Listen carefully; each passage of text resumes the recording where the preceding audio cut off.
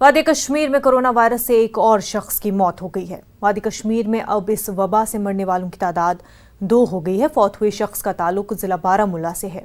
उस शख्स में कोरोना वायरस की तस्दीक कल ही हुई थी। आज श्रीनगर के चेस्ट एंड डिजीज अस्पताल में उनकी मौत हो गई। बताया जा रहा है कि फौत हुए शख्स की कोई ट्रैवल हिस्ट्री नहीं है। जम्मू कश्मीर में हर गुजरते दिन के साथ कोरोना वायरस से मामलों में इजाफा होता जा रहा है। यूटी भर में अब तक 33 मामले सामने आए हैं, जिनमें 2 लोगों की मौत हो गई है जबकि 2 सेहतयाब हो गए हैं। श्रीनगर से हमारे नुमाइंदे सनम तसद्दुक इस वक्त हमारे साथ जुड़ चुके हैं। सनम, जिन शख्स की मौत हुई है उनकी कोई ट्रैवल हिस्ट्री नहीं है, तो क्या वो किसी के कांटेक्ट में थे जिनको पहले ही कोरोना पॉजिटिव जो है टेस्ट आया हो?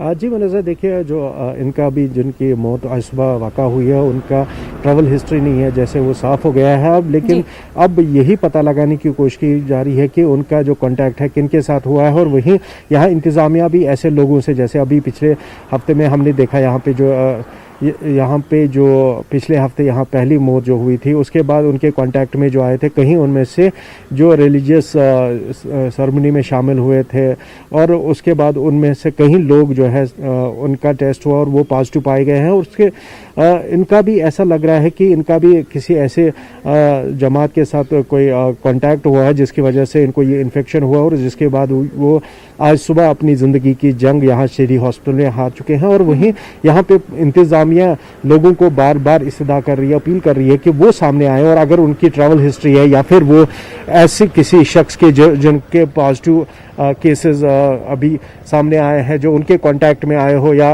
किसी ऐसे रिलीजियस कांग्रेशन में शामिल हुए हैं जहां वो अपना वो पूरा रिपोर्ट मुतलका हुकाम को दे, और उसके बाद वो वॉलंटियर करे, टेस्ट कराएं और हेल्थ डिपार्टमेंट के सामने आए, ताकि पता लगाया जा सके और इस बीमारी का जो चेन है उसको तोड़ा जाए। और उसी के लिए बार बार यहाँ पे इंतजामिया अपील करती रहेगी है। जी मनोजा। सनम, एक और जो खबर सामने आ रही थी कि एक नर्स भी जो है कोविड-19 पॉजिटिव पाई गई है, क्या वो उनकी कोई ट्रैवल हिस्ट्री थी या फिर कोरोना पेशेंट्स को हैंडल करते टाइम वो खुद कोरोना पॉजिटिव हो गई हैं? देखिए, जो अभी जिस नर्स की बात की जा रही है उनका ट्रैवल हिस्ट्री भी है, और वहीं ये भी शायद बताया जा रहा है कि वो जो ट्रीटमेंट के दौरान शायद उनका ये हुआ है, लेकिन ट्रैवल हिस्ट्री भी उनका है यहाँ पे जो कल ही साफ हो गया था। और वहीं जो बाकी यहाँ पे लोग अभी मौजूद है, जैसे मैं बार बार यही कह रहा हूँ कि यहाँ पे डॉक्टर्स के साथ साथ इंतजामिया लोगों से यही अपील कर रहे हैं कि अगर उनकी ट्रैवल हिस्ट्री है वो सामने आए। बिल्कुल सनम, यही अपील की जा रही है कि घरों में रहें और जिनकी ट्रैवल हिस्ट्री है उसको छुपाए नहीं, तफसीलात फराहम करें। सनम, बेहद शुक्रिया आपका। मुल्क में कोरोना का कहर जारी है। लॉकडाउन के बावजूद हर दिन नए मरीजों का पता चल रहा है और मुल्क की तकरीबन तमाम रियासतों में कोरोना वायरस ने दस्तक दे दी है। मुल्क भर में अब तक कोरोना मरीजों की तादाद 1000 से मुतजाविज कर गई है। मुख्तलिफ रियासतों में गुज़िश्ता 24 घंटों के दौरान मुतअद्दिद नए केसेस सामने आए हैं। कोरोना मरीजों की तादाद महाराष्ट्र और केरल में सबसे ज्यादा है। मध्य प्रदेश में कोरोना वायरस के मरीजों की तादाद में इजाफा हुआ है, जहां पॉजिटिव केसेस की तादाद बढ़कर 39 हो गई है। मुल्क भर में आज लॉकडाउन का 5वां दिन है। मध्य प्रदेश में लॉकडाउन के दौरान लोगों को जरूरी काम से एक जिले से दूसरे जिले भेजने के लिए भोपाल इंतजामिया ने एक नया पोर्टल तैयार किया है। इस पोर्टल के जरिए लोग घर बैठकर लॉकडाउन ई पास के लिए अप्लाई कर सकते हैं। इस पोर्टल के जरिए लोग अपनी तफसील भरकर ई पास के लिए अप्लाई कर सकते हैं। कोरोना वायरस से निपटने के लिए इंतजामिया हर मुमकिन कोशिश कर रहा है। हमारे नुमाइंदे मेहताब इस वक्त हमारे साथ बराह रास्त जुड़ चुके हैं। मेहताब, आपसे जानना चाहेंगे कि जो पोर्टल का सिस्टम इंतजामिया ने तैयार किया है, क्या कुछ इससे होगा और किस तरह से लोगों को फायदा दे सकता है?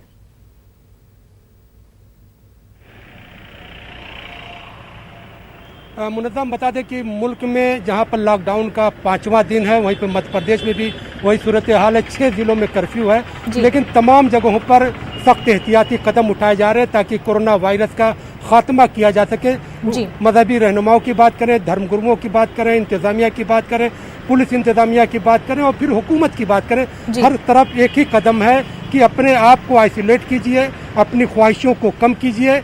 एक कर्फ्यू नहीं, केयर फॉर यू है। ये तमाम लोग कोशिशें इसलिए की जा रही हैं ताकि मुल्क से इस वबाई बीमारी का खात्मा किया जा सके। जब ये वबाई बीमारी खत्म होगी तो इंसानियत महफूज होगी। इंसानियत जब महफूज होगी तो मुल्क में भी अमन व अमान होगा, सुकून होगा और चारों तरफ जो है ये खुशहाली होगी। मुल्क में तमाम रियासतों की बात करें तो हम देख रहे हैं कि इसमें मरीजों में लगातार इजाफा होता जा रहा है। मध्य प्रदेश में भी वही सूरत हाल है।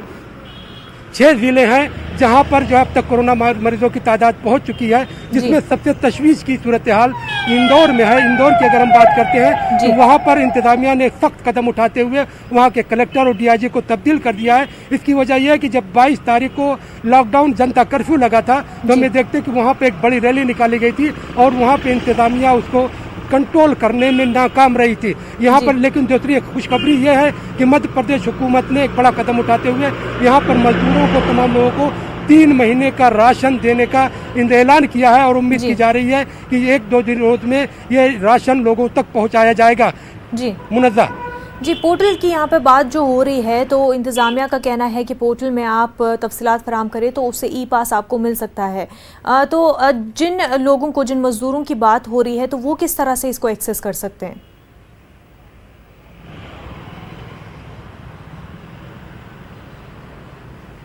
मुनज़्ज़ा देखिए, तमाम चीज़ों पर एक सख्त निगरानी की ज़रूरत है और मेरा अपना ये मानना है कि आप देख रही हैं कि भोपाल में कर्फ्यू लगा हुआ है, लेकिन आप देखिए किस तरह से लोग जा रहे हैं और बहुत सारे लोग तमाम चीज़ों को जानते हुए भी आज भी इस बात के लिए संजीदा नहीं है कि वो मास्क लगा के सड़कों पर निकले या तमाम चीज़ों। यहाँ पर आप देखिए कि हमारे पीछे जो सड़कें जा रही है कि किस तरह से लोग जा रहे हैं, पुलिस की गाड़ी जा रही है, दूसरे लोग जा रहे हैं, किसी के पास मास्क भी नहीं है। लोग जो है इस बात को आज भी संजीदगी से लेने को तैयार नहीं है कि ये कर्फ्यू जो लगाया गया है, जनता कर्फ्यू जो है, इसका निफाज क्यों किया गया, आखिर हुकूमत को इसकी जरूरत क्यों महसूस हो रही है और ये तमाम चीजें किस लिए की गई हैं? ये इसलिए की गई है ताकि मुल्क के अवाम को एक तहफ़्फ़ुज़ जो है दिया जा सके, इस वबाई बीमारी का खात्मा किया जा सके। और फिर अगर हिंदुस्तान के जो शहरी बैरून मुल्क में है उनको लाने की बात जहाँ पे कवायद चल रही है, दिग्विजय सिंह ने खत लिखा है। और फिर दिग्विजय सिंह के अलावा अगर हम दूसरे यहाँ पे तलबा की बात करें, जो रूस में जो है यहाँ पे तलबा 295 मध्य प्रदेश, छत्तीसगढ़ और राजस्थान के हैं, उनको लाने के लिए दिग्विजय सिंह ने खत लिखा है, तलबा ने खत वज़ारत खारजा को खत लिखा है। वहीं पर न्यूज़ 18 ने जो कल खबर दिखाई थी उसका हम एक पॉजिटिव असर ये देख रहे हैं कि आरटीओ ने एक एहकाम जारी कर दिया है कि वो लोग जिनके अजीज और कारी, जिनके रिश्तेदार दूसरे अदला में हैं, वो अपनी गाड़ी का पास लेकर उनको ला सकते हैं, उनको लेने जा सकते हैं। बेहद शुक्रिया आपका तमाम तर तफसीलात के लिए। तो आगे बढ़ते हैं। वज़ीर-ए-आज़म नरेंद्र मोदी आज एक बार फिर मन की बात करेंगे। इस मरतबा मन की बात में पीएम दुनिया भर में फैली वबा को क्वारंटीन करने की बात करेंगे। सुबह 11 बजे आकाशवाणी, दूरदर्शन और नरेंद्र मोदी मोबाइल ऐप पर इसे नश्र किया जाएगा। इस बार पीएम मोदी मन की बात के जरिए कोरोना वायरस से निपटने के लिए लोगों को इस जानिब रागिब करेंगे। कोरोना वायरस के पेश नजर मुल्क भर में 21 दिन का लॉकडाउन नाफिज है। लॉकडाउन के चलते हो रही दुश्वारियों पर भी पीएम मोदी की नजर है।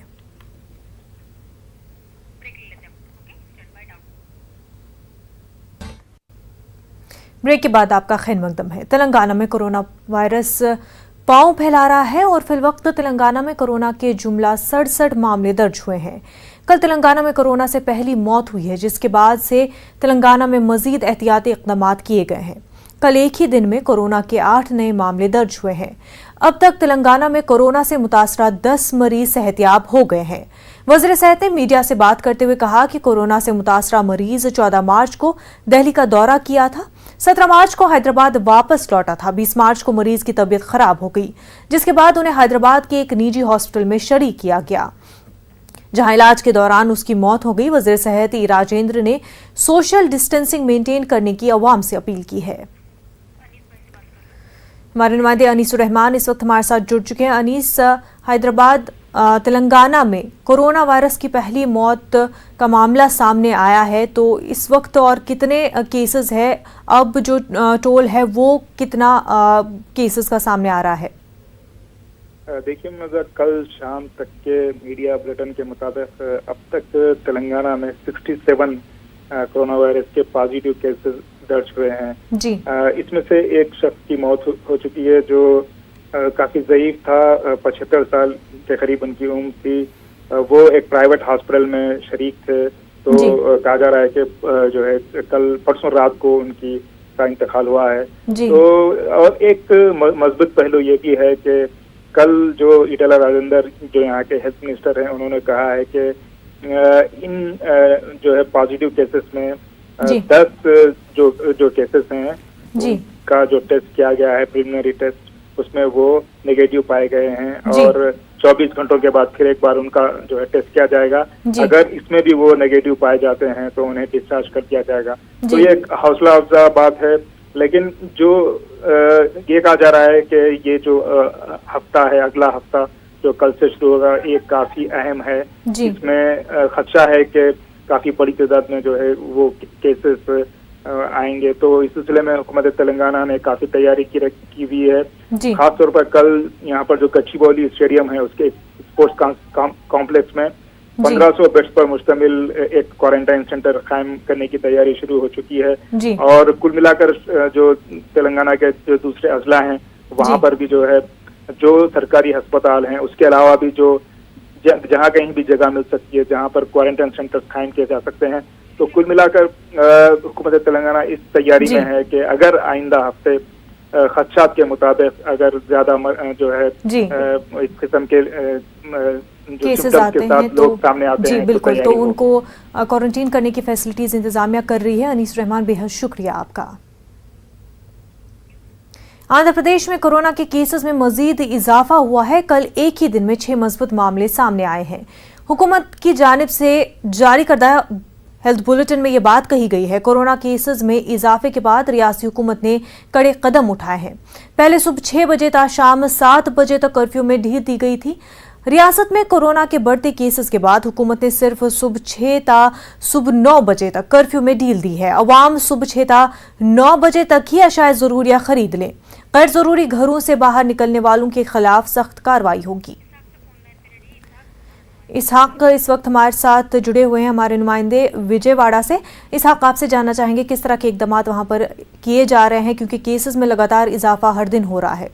हाँ मनोज, देखा जाए तो कल एक दिन ही 6 केसेस पॉजिटिव केसेस आने के बाद हुकूमत आंध्र प्रदेश ने सख्ती से लॉकडाउन को अमल करने का फैसला लिया। और दूसरी तरफ जो है ना गुंटूर, विशाखापट्टनम और जो कृष्णा जो है वो एरिया में ज्यादा केसेस है, 4 केसेस है। प्रकाशम, चित्तूर और जहाँ नेल्लूर है वहाँ पे एक केस है। और दूसरी तरफ देखा जाए तो 29,421 लोग जो है ना जो बैरूनी मुल्क से आए वो लोग हैं, जहाँ इसके बाद इसे देखा जाए तो जो बैरूनी मुल्क से आए लोग इस लोकल कॉन्टैक्ट में आने का फैसला है। कल जो 6 केसेस आए उसमें 4 केसेस जो है ना लोकल कॉन्टैक्ट के हिसाब से आए। तो इस तरह से ये कल हुकूमत की तरफ से दी गई कि एक अलार्म सिस्टम है जो है ना, अब अगले हफ्ते में जो है लोकल कॉन्टैक्ट अगर बढ़ते गए तो केसेस ज्यादा बढ़ने के आसार है। बिल्कुल इसहाक, लोकल ट्रांसमिशन काफी चिंता का विषय है। लोकल ट्रांसमिशन अगर शुरू हो जाता है तो काफी दिक्कत की बात है। तभी लगातार लोगों से अपील की जा रही है कि वो घरों में ही रहे, एहतियात करे। बेहद शुक्रिया इसहाक आपका।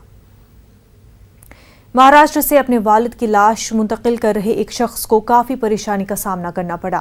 एक खानदान एम्बुलेंस में लाश लेकर जा रहा था। कानपुर के करीब एम्बुलेंस हादसे का शिकार हो गई। ताहम इतला मिलने के बावजूद पुलिस और मेडिकल टीम जाए हादसे पर काफ़ी ताख़ीर से पहुंची।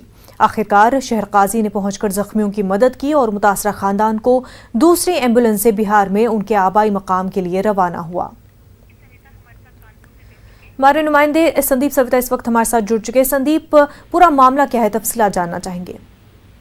मुनीजा, मैं आपको बता दूं कि जिस तरह से ये एम्बुलेंस एक शव को लेकर महाराष्ट्र से बिहार जा रही थी, उसी दौरान कानपुर से गुजरते समय गुजैनी के हाईवे पर ये एम्बुलेंस पलट गई और तकरीबन 1 घंटे तक वहां पर जो घायल है वो पड़े रहे। कोई भी मदद के लिए नहीं आया, यहाँ तक कि पुलिस भी नहीं आई, जबकि हर चौराहों पर पुलिस रहती है इस समय लॉकडाउन के कारण। और बावजूद उसके कोई नहीं पहुंचा। जब शहर काजी को इसकी इत्तला मिली तो शहर काजी वहां पर अपनी टीम के साथ पहुंचे और तुरंत इंतजामिया से बात किया। इंतजामिया से बात करने के बाद वहां पर टीम पहुंची, एम्बुलेंस को घायल जो थे और शव को निकाला गया। उसके बाद हालांकि कोई गंभीर रूप से घायल नहीं था। उसके बाद दूसरी एम्बुलेंस कराकर उन्हें बिहार के लिए रवाना कर दिया गया। बिल्कुल संदीप, बेहद शुक्रिया आपका। आगे बढ़ते हैं। दिल्ली के आनंद विहार में आज सुबह से हालात में तब्दीली हुई है। लॉकडाउन के बाद सनीचर के रोज लोगों की भीड़ देखकर मरकजी हुकूमत तशवीश में मुब्तला हो गई थी, जबकि वो मंजर देखकर केजरीवाल हुकूमत भी सवालों के घेरे में आ गई थी। हालात का जायजा लिया हमारे नुमाइंदे राजीव तिवारी ने। आनंद विहार का यह वही इलाका है जहां पे कल भारी संख्या में भीड़ उमड़ी हुई थी। लोग घरों से निकल गए थे अपने गांव, अपने घर तक जाने के लिए। देश भर में लॉकडाउन होने के बाद जो स्थिति बनी हुई है राजधानी दिल्ली में, पूरा अफरा तफरी का माहौल शुक्रवार और शनिवार पूरे दिन और रात भर रहा और पूरा मंजर यहाँ देखने के बाद दिल्ली सरकार कटघरे में खड़ी थी। केंद्र सरकार चिंतित थी। खास करके अगर देखा जाए तो बिहार की एक बड़ी आबादी दिल्ली में रहती है। जो कमाने खाने पे जो असंगठित क्षेत्र के मजदूर वर्ग हैं वह लोग यहाँ पे रहते हैं, जो बिहार से आते हैं रोजगार की तलाश में यहाँ पे काम करते हैं। लेकिन वह जब लॉकडाउन हो गया तो कंपनियां बंद हो गई, फैक्ट्रियां बंद हो गई, होटल बंद हो गए, तमाम जहाँ पे वो काम करते थे दुकानें बंद हो गई। अब उनके सामने बहुत बड़ी चुनौती थी यहाँ पे रहने और खाने के लिए। लिहाजा उन्होंने एक कदम उठाया कि अब हम यहाँ पे नहीं रह सकते हैं। उनका सीधे तौर पे कहना था कि हमारे पास अब खाने के लिए पैसा नहीं है, मकान मालिक हमें रहने नहीं दे रहा है, घर से बाहर निकाल रहा है, तो हम जाए तो जाए कहाँ। ट्रांसपोर्टेशन व्यवस्था पूरी तरह से बंद है, ट्रेनें बंद हैं, तमाम बसें बंद हैं। तो वह लोग अपने बीवी बच्चों के साथ पैदल ही निकल गए घरों को जाने के लिए। लेकिन जब यह स्थिति भयावह हुई तो उनको जो है यहाँ पे आनंद विहार में रोका गया और कहा गया कि जो है यहाँ से बस प्रोवाइड की जाएगी, बस की सुविधा दी जाएगी। और कल शाम को यहाँ पे जो मंजर देखने को मिला उससे तमाम जो शासन प्रशासन था वो सख्ते में था और खास करके भारी संख्या में बिहार के लोग थे। लेकिन इस समय अगर देखा जाए तो रविवार की सुबह यह मंजर पूरी तरह से बदला हुआ है। भारी संख्या में लोग जिनको बसें मिल गई वह बिहार के लिए निकल गए, पूर्वी उत्तर प्रदेश के लिए निकल गए। लेकिन जो लोग नहीं जा पाए उनको दिल्ली पुलिस के जो अधिकारी हैं, जवान हैं, उनको उनके घरों तक लौटा दिया गया है। उनका कहना है कि आप लोग दिल्ली में रहिए। हालांकि दिल्ली के मुख्यमंत्री अरविंद केजरीवाल लगातार यह अपील कर रहे हैं कि आप लोग दिल्ली में रहिए, किसी प्रकार की कोई दिक्कत नहीं होगी, खाने की व्यवस्था, रहने की व्यवस्था की जा रही है। तो ऐसे में दिल्ली पुलिस के जवान यहाँ पर लगे रहे और केंद्रीय रिजर्व पुलिस के जवान रात यहाँ पे लगे और उनको उनके घरों तक लौटा दिया गया है। एक बड़ी आबादी जो है बिहार के लिए तो चली गई है, लेकिन बहुत से लोग दिल्ली में रुक गए हैं। दिल्ली में उनको रहने खाने की व्यवस्था की जा रही है। आप देख सकते हैं आनंद विहार में ये वही सड़क है जहाँ पे कल 1 इंच भी जगह जो है पैर रखने के लिए नहीं था। पूरी तरह से खचाखच भरा हुआ था लोगों से। यह जगह पूरा बड़ा जनसैलाब देखने को मिल रहा था। लेकिन आज जो है पूरी तरह से यह सड़क खाली है और अब कुछ लोग, खास करके अगर देखा जाए तो कुछ लोग निकल रहे हैं जिनको उम्मीद है कि उनको बस मिल जाएगी, अपने घरों तक पहुंच जाएंगे। लेकिन सबसे बड़ा सवाल यह है कि दिल्ली पुलिस के साथ साथ बिहार के तमाम जो बड़े नेता दिल्ली में रहते हैं, जो लगातार जनमानस की सुविधा के लिए, जनमानस के हित की बात करते हैं, वह इस समय कहाँ हैं। जब कल यहाँ एक भारी संख्या में बिहार की जनता जब यहाँ पे सड़क पे खड़ी थी बिहार जाने के लिए तो उनके जाने की कोई व्यवस्था नहीं हो पा रही थी। और ऐसे में सब कुछ जानते हुए भी वह भीड़ लगातार लॉकडाउन की धज्जियां उड़ाती रही, क्योंकि सबको चिंता था कि वो घर कैसे पहुंचेंगे और सबको एक उम्मीद थी कि घर जल्दी पहुंचना है। तो ऐसे में लॉकडाउन की पूरी तरह से यहाँ पे धज्जियां भी उड़ गई और लोगों के अंदर एक डर का जो माहौल था उसको निकालने वाला भी कोई नहीं था। बिहार का कोई ऐसा जनप्रतिनिधि नहीं था जो अपील कर सके कि आप लोग दिल्ली में रुक जाइए, आपके खाने पीने की व्यवस्था हम करा रहे हैं।